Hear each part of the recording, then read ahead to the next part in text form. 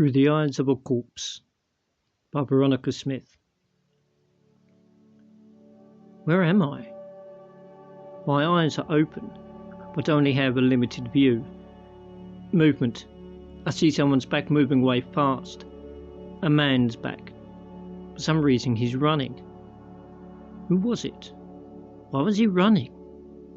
And why am I on the ground? I can't move at all. I said my eyes, but it's really only one. I can't see out of the left one at all. The only view I have is from my right eye, and it's at ground level. Aha! I'm lying on my stomach, and my left cheek must be flat on the dirty concrete. I can't seem to move my elbow in any direction. So what I see is what I get for taking the surroundings that I can see. Dirty concrete? Check. Brick wall off to the side? Check. There's a filthy blue dumpster that I'm happy I can't seem to smell right now. I'm only a few feet from it. I can't see anything beyond the wall or dumpster, so I must be behind the dumpster. I can hear traffic in the distance, but nothing comes near. Maybe I'm in an alley, or maybe behind a building, somewhere not well travelled. Oh shit! There's a roach crawling towards me. I want to slap it away, but I can't move. I must be more injured than I thought, but I don't hurt anywhere. In fact, I can hardly feel anything. It's like when your leg falls asleep and goes numb, but this time the numbness is everywhere. The roach has now reached my face and reaches out with one delicate antenna. The light tickling my eyeball is driving me crazy. I don't know why I can feel that when the rest of me is numb. Not only do I want to rub my eye, but I want to scrub my face, erasing the grossness of the roach.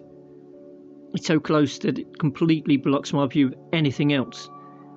It's tilting its head side to side like a dog does when it hears something. The wings flutter a bit, and I can't help but stare into its eyes. It's actually kind of soothing.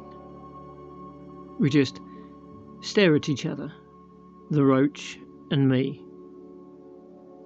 The more I look, the sweeter it becomes.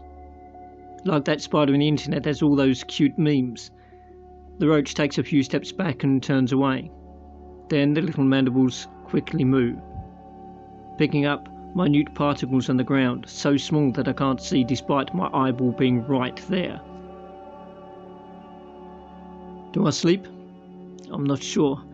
I feel like it's been hours before the roach finally scurries. The ground is rumbling beneath me. Tiny shards of concrete and dirt bounce nicely on the ground, and some get in my eye. I really want to rub my eye. A loud rhythmic beeping starts, and a loud clunking grinding follows. A garbage truck! I'm saved! There's more mechanical sounds, and the dumpster begins rising. Here I am! Holy fuck! I hear a male voice yell. Shut it down! Turn it off! Now! A man's face suddenly appears from above, slowly lowering to look into my face. Under his sweaty, dark brown bangs, his eyes widen at the sight of me. Pulling off a thick, dirty glove, he waggles his fingers in front of my face. I want to scream at him to help me, but my mouth won't open. Help me! Please help me! I can't move! Call an ambulance! His face retreats, and I hear him talking to someone before the sounds of vomiting take over.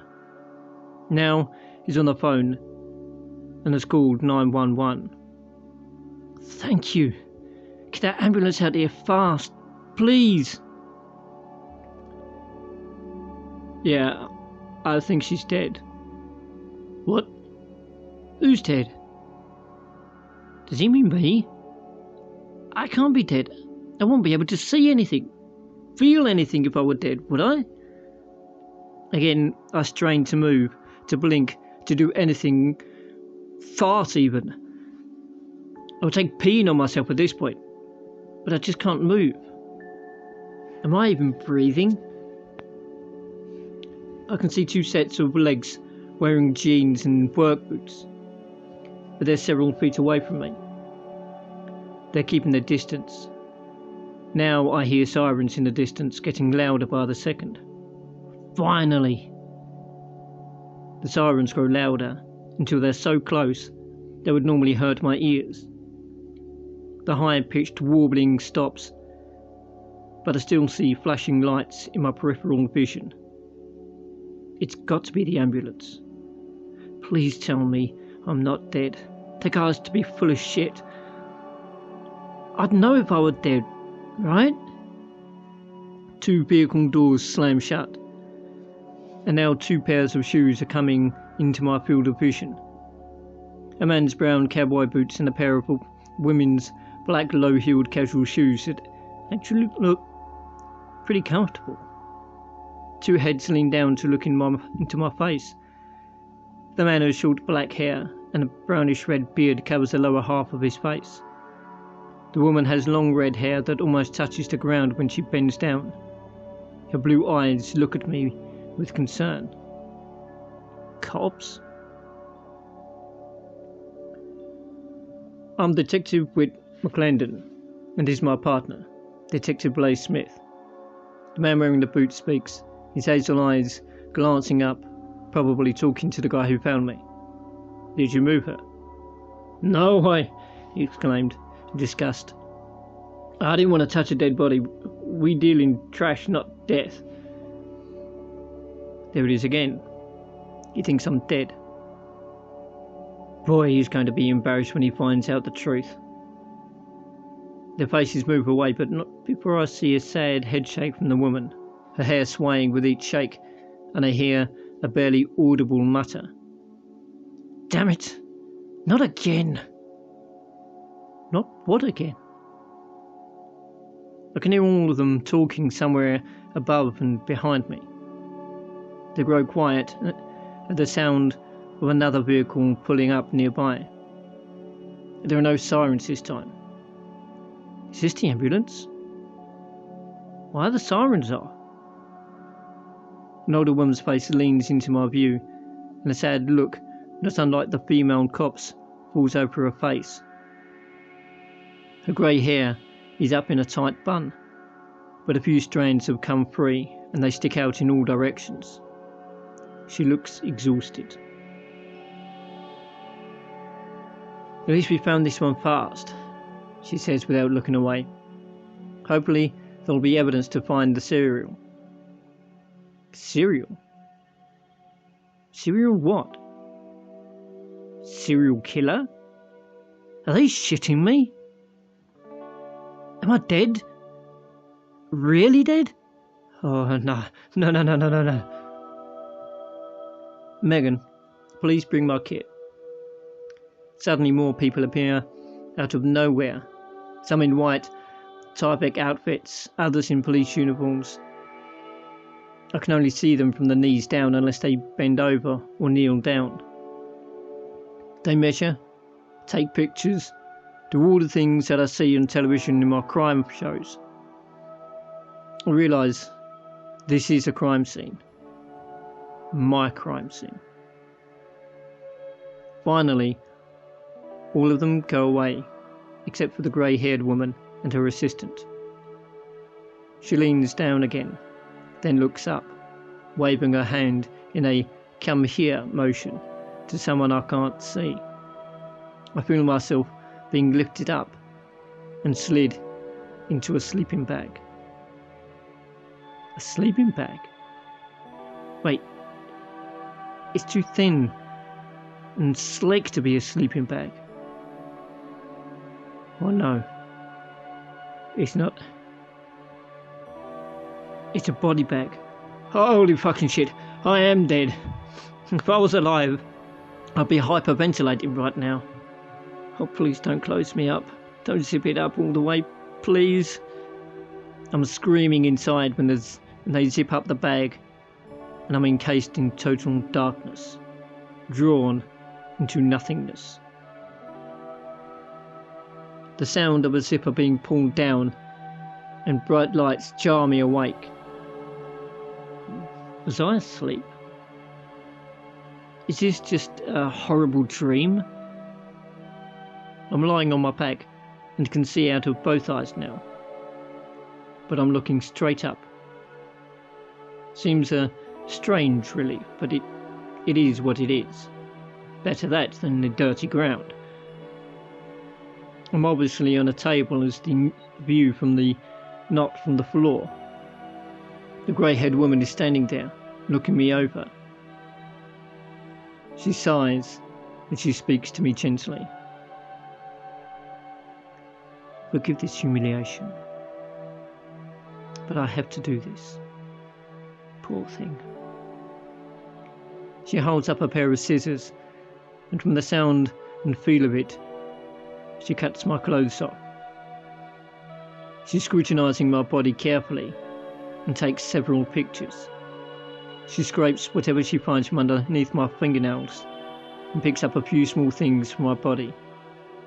She puts them all into labelled bags. I don't feel the cold on my skin or my face reddening in embarrassment at my nakedness. I've accepted my immortality. I'm dead. I know it now. It's real. But how did I die? And why?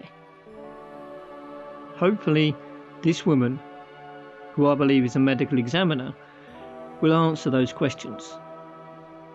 I look at as much of the room as I can from my position, and it definitely looks like a morgue. I see that she has a name tag sewn on the upper right chest of a white lab coat. Dr. Jerry Matijevich. I think that the man who was running away when I woke up is probably the one who killed me. Okay, Dr. Matijevich, time to get down to it. You have to solve my murder. When I was alive, I was fascinated by crime shows, horror movies and books, even the autopsy documentaries on television. That one movie, The Autopsy of Jane Doe, that was one of the coolest things I'd ever seen. But now, I'm Jane Doe. I never imagined I would be completely aware during my own autopsy. Dr. Matijevich discreetly covers me with a sheet and places me inside a cabinet against a wall. Once the door closes, it becomes pitch black. I've definitely seen those in my shows. I believe they are refrigerated, but since I can't feel the temperature, I'm not sure. I don't know how long I was inside. Hours, days. I blanked out. The door closed behind my head. Finally, the door behind my head opens again. Light floods the inside of my metal tomb, and I'm pulled out and moved to a table. Probably the same one as before. Dr. Matijevich places her hand on my forehead and smiles. Don't worry, baby. We'll find who did this to you. But now, I must cut into you. I feel horrible doing this to your body, but it must be done. A young woman with blonde hair, I assume this is Megan, comes to her side, wheeling a metal tray. The instruments clatter lightly during movement. Dr. Matijevich nods to Megan, and with a sigh they begin. Autopsy dated May 30th, 2023 at 9:04 by Dr. Jerry Matijevich, assisted by Megan Miller. Subject is a white female, approximately 30 to 35 years old. Fingerprints didn't ID her, but her DNA is being processed and will take a couple of days. Initial findings are multiple bruises around her neck. A 4-inch long incision is in the middle of that bruise, front of the throat, severing her jugular. She has also 6 stab wounds of indeterminate blade size and depth on her body. 2 in her chest, 3 in her abdomen, and 1 in her left forearm. The last one looks to be a defensive wound. She has a lump on her head, probably where she landed on the ground. She has ligature marks and lacerations, most likely handcuffs on her right wrist. I will know more as I investigate further. She turns Megan and adds, "This poor woman suffered horribly. Whoever did this to her is sadistic. Then let's find her killer and make him pay," Megan replies, handing Dr. Matjevich a scalpel. I didn't even notice Dr. Matjevich making the first cut. I've too much to think about. Stabbed, throat cut, strangled. What the hell did I do to piss that man off? I don't remember any suffering or pain. Hell, I don't remember anything that happened to me. I have to give credit where it's due. Dr. Matjevich was gentle with the blade, if you can imagine that is possible, and she apologised many times. Megan accepted my removed organs with reverence each time before placing them in bowls on the tray. Once I would have freaked out at the thought of being flayed open and eviscerated. But since I'm dead and feel no pain, it's kind of interesting. When they opened my stomach, I heard them discussing what I'd eaten while they removed the contents. Fried shrimp and mashed potatoes, Megan notes for the record, and bread pudding for dessert. I don't remember eating any of that, but I do love me some shrimp. I go every 2 weeks or so to a nearby seafood place. At least I think I did. I seem to have a vague memory of this. I wish I could talk and tell them that. Maybe knowing one of the last places I'd been would help solve my murder. "Look here, Megan," Dr. Matjevich says excitedly. "The tip of the knife is embedded in her sternum." She reaches closer to me and comes to up a second later with a tiny triangle of shiny silver. Megan holds out a plastic bag for her to drop it in. "I think it's too small for a fingerprint, but you never know," Megan says. "The crime scene guys could get lucky. It's almost half an inch long. Let's see what else we can get lucky on," Dr. Matjevich says.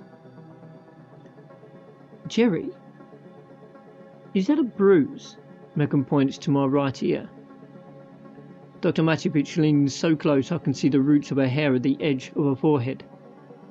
She still has a few red hairs mixed in with the mostly grey tresses. "Good catch, Megan," Dr. Matjevich says. "Give me the camera again. I believe this is a thumbprint. It's right on the corner of her jaw. Didn't show up until now." She backs out for a second, then looks me in the eye. "Don't worry, honey. We're getting closer to catching this monster." I feel better. I have complete confidence in Dr. Matjevich and Megan. "Here it is," Megan says as she returns to the table. "Use the high zoom resolution, please. I want to get the finest detail from that bruise." Megan leans in and clicks the camera. The light flashes into my eyes only inches away.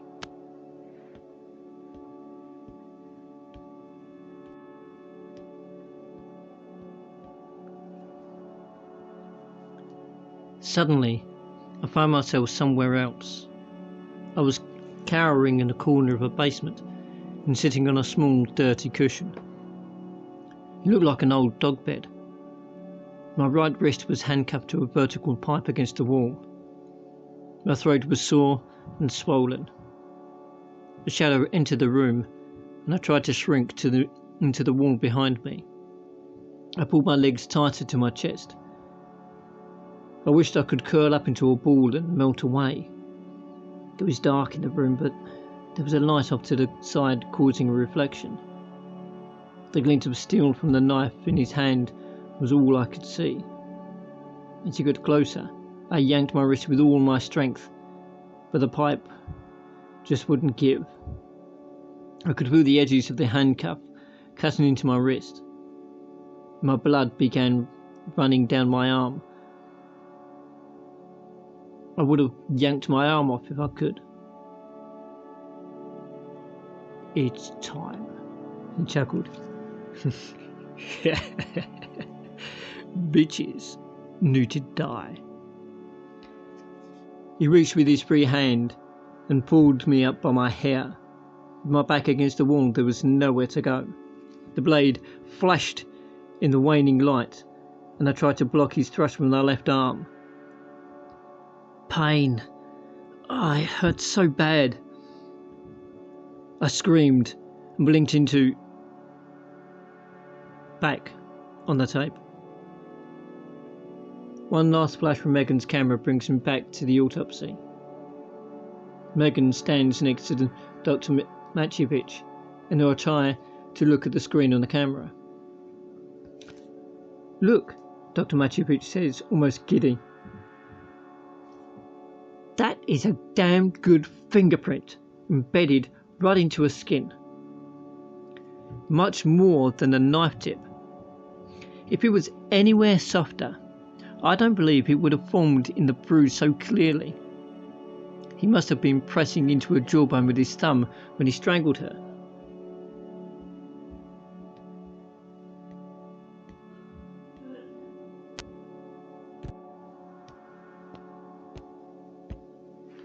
"Megan, I'll get this to CSU." They spoke at the same time, then laughed. "Please, take the rest of what we've collected down as well. We might find more evidence, but they can get started on what we've found already." "You got it." Megan's voice is moving away from me. "You see," Dr. Matjevich tells me softly, while she does whatever she's doing inside my chest. "We're getting closer to the truth." If I could have cried with relief, I would have. "How's it going, Doc?" A woman's voice calls out. Two faces step into my view, and I see it's the same two detectives that I'd seen in the alley, Whit and Blaze. And I thought only TV cops had cool names.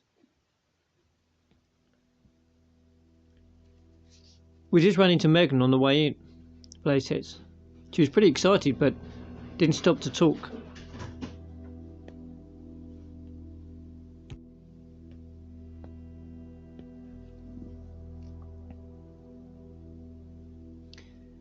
"Detectives, we may have a very good fingerprint imprinted in her skin," Dr. Matjevich tells them. She glances up.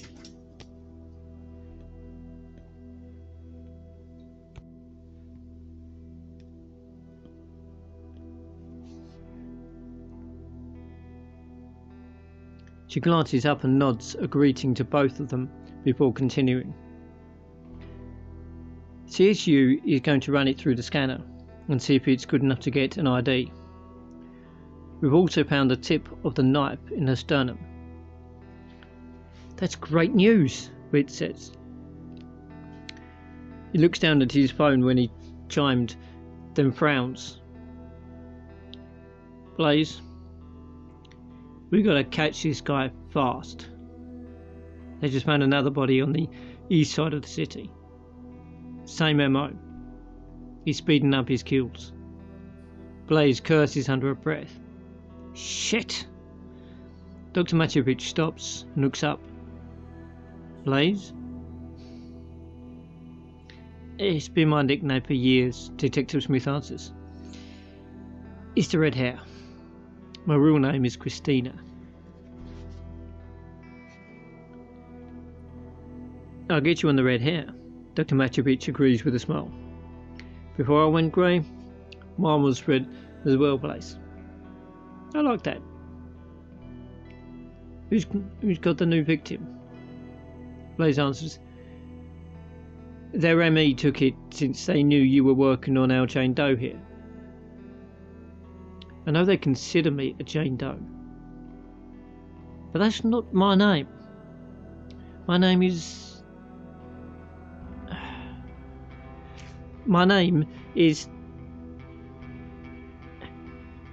I can't remember my name. I don't realise this. I can't remember eating shrimp, but... No, I can remember eating shrimp, but not who I am. What do I even look like? I look up, trying to find a mirror in my peripheral, but there's nothing. The cabinet. The next time Dr. Matjevich or Megan puts me back in the cabinet, I can try to see my reflection on the metal before the door closes. Why is that important? Does it matter at this point? Yes, it does. I think it's somehow very important. Not to just know who I am, but I think it's something to do with my killer. I'm just finishing up with her chest and abdomen. I'm about to check out her neck in more detail.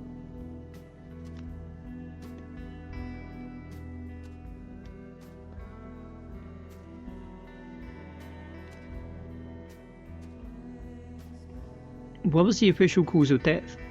Blaze asks. Dr. Matjevich looks up at something past and over my head before she speaks. Detectives, I'm pretty sure this stab wound here was the fatal injury, although she would have died from the combination of them all, except for the arm and the knife that broke off in her sternum. Based on the amount of blood in her body cavity, I'd say she bled out. Her right lung was completely filled with blood. I think I will find the injury to her throat was the last one inflicted on her. I'll verify that when I get to it. Poor woman, which says. We went through the database and found 4 other women who have been murdered almost the exact same way in various parts of the city over the last 2 years. What? I'm not the first or the last? Oh, they have to find this guy. They're going to stop him before he kills again. I wonder if the other women went through the same strange awareness that I'm experiencing. Please let us know if you find anything important, Blaze says to Dr. Matjevich as she looks into my face again. I don't know what I did for a living, but I know I'm not a cop. I couldn't handle that. I have to see so many dead bodies. Well, for that matter, I couldn't be a coroner either. It doesn't matter now, though. I guess the only thing I'm going to be is worm food. I know that sounds rather morbid, but that's what I believe. I don't think we go anywhere when we die. I mean, look at me now. Does anyone go through this? I think we just fizzle away into oblivion. Empty bodies are buried and rotting in a fancy box. At least, I hope so. I sure as shit don't want this cognizant shit forever. Hell no. My thoughts are interrupted by the return of Megan. They got an ID on the print. She burst out excitedly, her hands on a piece of paper to Dr. Matjevich. Detectives crowd around each side of her to read the paper. Kelly Preston, Wood says excitedly. It's his print on Jane's throat. Kelly Preston.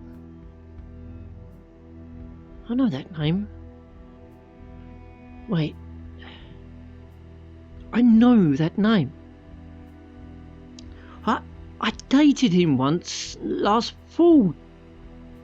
Just once. He took me to a restaurant, but wanted to order for me. He wouldn't let the waitress talk to me, but wanted everything to go through him. He did pick out all my favourites, which seemed odd since it was our first date. The whole discussion was as if he was confirming things about me that he already knew. Yeah, he creeped me out a whole lot that night. So I never went out with him again. So, did he interact with our Jane Doe at any time? Blaze asks. Yes! I want to scream. Yes! Yes, he did! Since he did this to me, I bet he dated those other dead women too. Please put this together before he kills someone else. Dr. Matjevich turns her head, and suddenly the angle is just right. I see a reflection of myself in a face shield. My hair is light brown. My eyes are grey-blue, but they look so strange, unmoving and open. I can see myself down to my waist, and I'm shocked. The slash in my throat has been cleaned of any blood and looks like a wide, toothless mouth. My body's flayed open, and while I knew that it was, seeing it is a whole different story. It looks nothing like what I see on TV. My abdomen's almost empty, as most of my organs have now been removed for more detailed examination.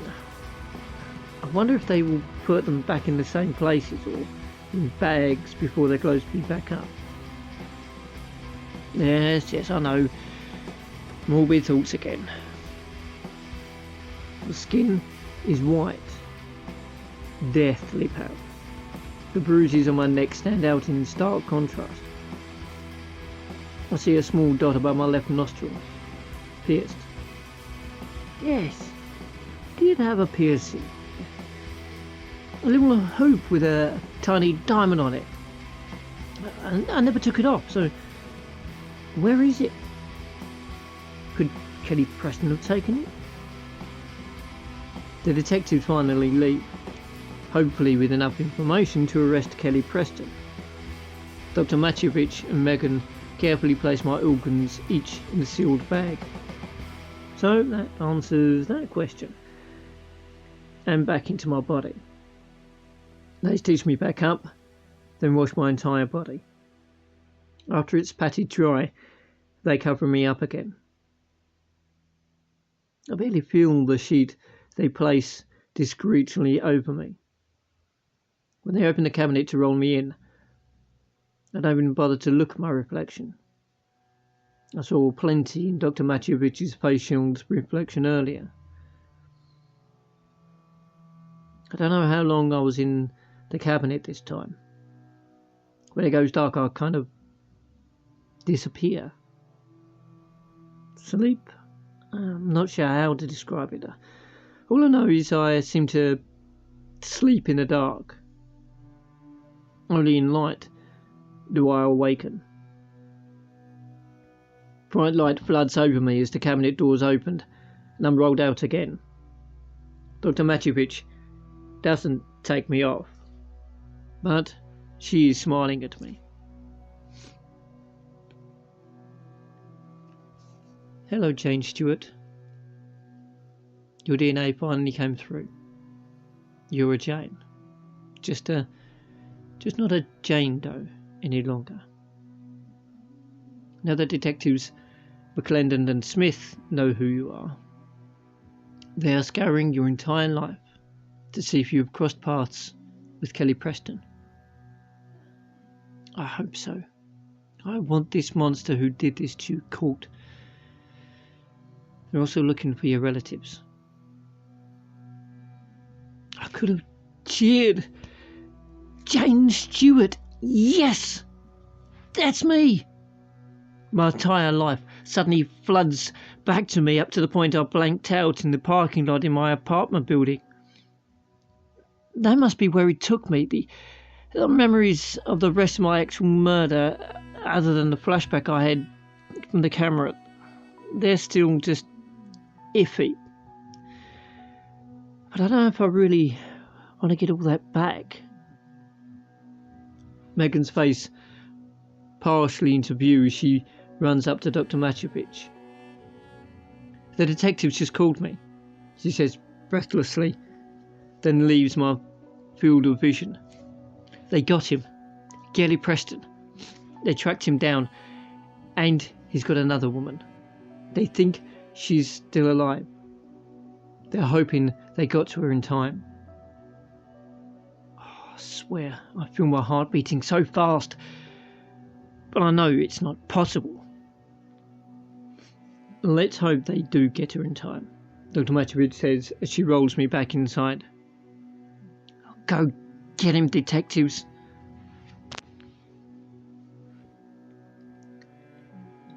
This time, the light brings me new feelings. I feel detached. And I feel like I'm scattering into pieces. It's as if this body isn't mine anymore. I'm rolled out and surrounded by people. Dr. Matjevich, Megan, and the detectives are all there. And they're smiling. Did you get the bastard? Is he in a cell? Jane, I don't know if you can hear me, but I want to tell you the good news. Dr. Matjevich begins. We were able to save the woman he kidnapped. Based on the clues you gave us, we were able to track down the warehouse where he had been killing women. From what we found, we think he actually killed more than 12 women over the past 10 years. He hadn't yet seriously hurt the woman we saved, so she will be fine. But he won't go out without a fight, so Blaze and Wit were forced to shoot him. He ran at them with a knife, but now he's dead and will never hurt anyone ever again. Hallelujah. Oh, I wish I could kill him all over again. We were able to get a hold of your father. He's on his way to pick you up. Wit says, my father. How I wish I could hug him just one more time. I was able to get this release from evidence. Blaze says to me, taking something out of her pocket. I found your most recent pictures on social media and recognised this. She holds up my nose ring, the little hoop with a tiny diamond that sparkles in the bright lights. I thought it was lost forever. May I? She asked Dr. Matjevich, who nods. Blaze reaches down to my face. When she pulls her hands back, they're empty. I can't see, but I just know she's put my little nose ring back where it belongs. Knowing that I have it back, somehow it completes me. The detectives move aside and Megan opens the cabinet next to me, rolling out the body lying inside. From the corner of my eye I can almost see the man's body. It's him. What I wouldn't give to kill the son of a bitch in the same way he killed me. You fucking bitch. What? He's aware too? What the hell happened to me? You're dead, you piece of shit. You will never kill another woman again. I'm dead? I'm dead? Yet he sounds scared. Good. I curse you. I wish I had a working finger to point at him while I curse him. I curse you to stay forever in this purgatory. That you will always see and feel what is happening to you, whether it's light or dark. I don't believe I can really curse anyone, but the thought of him awake forever, even while dead and buried, oh yeah, that makes me smile inside, alright. He, however, believes that I can. No, no. We did it, Dr. Matovich tells me as Megan closes up Kelly Preston in his forever dark tomb. I can still hear Kelly screaming. He's like music to my ears. Blake says, be at peace, Jane. You deserve it. Dr. Matovich puts a hand on my forehead, and I feel it this time. I really feel it, as if I'm alive. My skin is tingling. I can feel her palm and each of her fingers as if they're tiny electric shocks.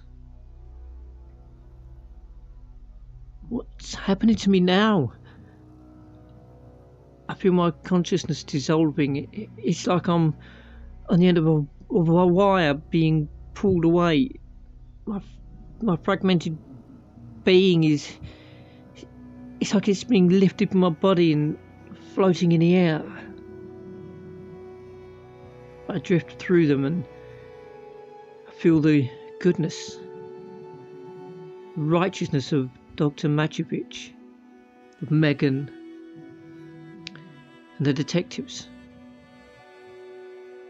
These wonderful people who work their asses off to get me justice and stop another human monster.